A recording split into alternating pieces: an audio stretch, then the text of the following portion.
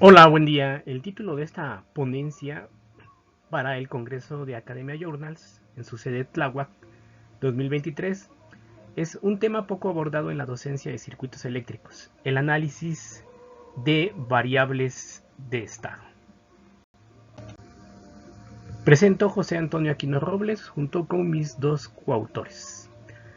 Bien, hemos de manifestar que la docencia de los circuitos eléctricos es un tema bastante antiguo, bueno, considerando que el sistema eléctrico de potencia, aquel que nos suministra electricidad desde los tiempos de Edison, pues tiene aproximadamente 130 años, 140 años. Y el ser ingeniero de ese tiempo marca un hito entre lo que vienen siendo las viejas ingenierías, como la mecánica, la ingeniería de control en la parte mecánica, hacia una ingeniería un poco más científica, la ingeniería eléctrica de potencia. Dicho sea de paso, aquí vemos a Edison y a Sprague. Edison todavía es parte de los ingenieros de manual, un tipo muy creativo de esa ingeniería pragmática, y Sprague ya es parte de esta generación de ingenieros científicos, en donde la ciencia tiene un punto bastante significativo, juntamente pues también con el conocimiento de manual, con el conocimiento pragmático y con el conocimiento empírico, porque también lo llegaron a utilizar. Bueno, acá vemos los hitos de la ingeniería eléctrica. Vemos que en muy pocos años hay un avance significativo, el que hace la diferencia entre lo que es el concepto de corriente directa y el de corriente alterna, que a la postre es el que prevalece. Aún con todo, hoy tenemos una muy buena cantidad de implementos que utilizan almacenamiento de energía y lo hacen en directa. Por ello ahora no podemos decir estamos a favor de una o de otra, se ocupan las dos de manera bastante significativa. Bien, aquí vemos la línea del tiempo y la cuestión electrónica también, que está muy ligada a, dado que, nace primero la ingeniería eléctrica, le da nacimiento también a la ingeniería electrónica, y posteriormente de la ingeniería electrónica pues surge la ingeniería de cómputo, y de ella vuelve una gran retroalimentación para la ingeniería eléctrica de potencia, pero también para la ingeniería mecánica, trayendo herramientas amplias de software y de hardware, ¿no? En ese aspecto pues hemos de estar agradecidos pues con las hijas de la ingeniería eléctrica, las hijas de la ingeniería electrónica, que ahora pues nos suministran una muy buena cantidad de herramientas, entre ellas software, que nos va a ayudar a la enseñanza de los circuitos eléctricos en esta nueva era.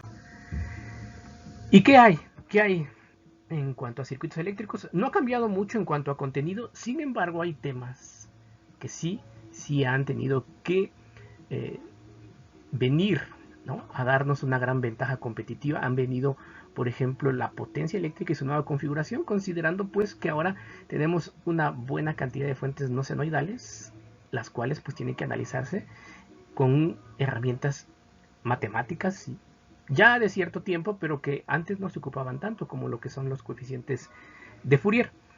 Entonces, en los circuitos eléctricos de corriente alterna en régimen no senoidal y la potencia eléctrica y su nueva configuración vienen siendo temas que hace 30 años no se tocaban a nivel de licenciatura, eran temas de posgrado, pero que hoy día hemos logrado ya bajar a estos niveles de licenciatura, ¿no? Aquí vemos las leyes, los elementos, los tres grandes elementos: resistores, condensadores e inductancias en los circuitos eléctricos. Finalmente, condensadores e inductancias son los elementos que nos almacenan energía y que nos obligan, en cierta medida, a ocupar herramientas matemáticas un poco más avanzadas respecto a lo que podría ser únicamente cuestiones de álgebra lineal, como para resolver ecuaciones simultáneas, ¿no?, y obtener pues corrientes y tensiones con resistencias. Sin embargo, al utilizar condensadores e inductancias tenemos que utilizar las herramientas para el análisis dinámico y transitorio, lo cual nos lleva a utilizar ecuaciones diferenciales o transformadas de Laplace, ¿no?, en primera instancia. Posteriormente, en cuanto aumentan y se incrementa la cantidad de elementos a analizar, pues también se incrementa el orden de las ecuaciones diferenciales, y eso nos lleva a problemas cada vez más complejos. La solución está precisamente en utilizar herramientas del álgebra lineal y de las ecuaciones diferenciales, que en este caso vienen siendo las variables en espacio de estado. El marco teórico nos lleva precisamente a un uso más intensivo de lo que es la computación. Podríamos considerar que en un principio el ingeniero se distinguía por el uso de la regla de cálculo, posteriormente con el uso de la calculadora, posteriormente con el uso de la calculadora programable, y eso dio paso también al uso de software. Primero al uso de software de cálculo numérico y actualmente con el uso de software simbólico computacional, cálculo simbólico computacional o álgebra computacional, ¿no? Vienen siendo los software de vanguardia que nos lleva a prestar más atención en el análisis que en aprender a programar inicialmente. Esa es la ventaja competitiva de este tiempo.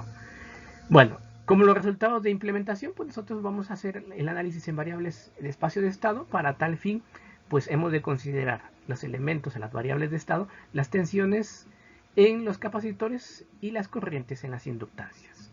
Por tanto, para obtener las variables de estado, acá se hace tanto el análisis en nodos para la tensión en los capacitores como en corrientes para los inductores. Se traza la primera ecuación basada en voltaje de nodos para el capacitor y nos queda de esta manera. Posteriormente hacemos el análisis para las otras dos variables de estado. Aquí tenemos tres variables de estado, la tensión en la capacitancia y las corrientes en las inductancias. Por eso es que hacemos también este análisis de malla. Finalmente, pues tenemos las ecuaciones de malla para L1 y para L2. Hemos de considerar pues que las variables de estado tendrán que ser esas corrientes en las inductancias y las tensiones en los capacitores. Por eso es que hemos de despejar de estas ecuaciones diferenciales pues estos coeficientes para finalmente tenerlos de esta forma: la tensión en la capacitancia, la corriente en la inductancia de la izquierda, la corriente en la inductancia de la derecha. Ya una vez que tenemos de esta forma nuestras ecuaciones, pues las pasamos a un modo matricial, en donde podemos aquí ver la tensión del capacitor o la razón de cambio de la tensión del capacitor, la corriente en la inductancia y la corriente en la inductancia de la derecha. La matriz que va a describir la dinámica de esta malla y posteriormente pues los coeficientes que quedan multiplicando a las resistencias. Ya una vez teniendo este formato, podemos finalmente llevarlo a algún software de cálculo numérico como podría ser Octave, Epsilab, o en su caso un software privativo como MATLAB, o también llevarlo a álgebra computacional, que también tiene sus variantes tanto de software libre como de software privativo. Finalmente, bueno, como comentarios finales, variables de estado es un tema que hay que considerarlo desde circuitos para posteriormente pasar a modelado matemático o para ingeniería de control.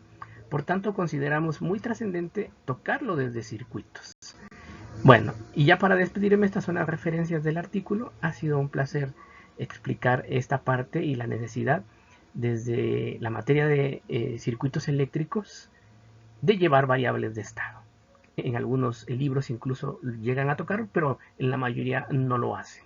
Por tanto, consideramos trascendente el tema para que los estudiantes lleguen mayormente reforzados a temas un poco más avanzados de ingeniería de control o de modelado matemático. Muchas gracias. Mi nombre es José Antonio Aquino.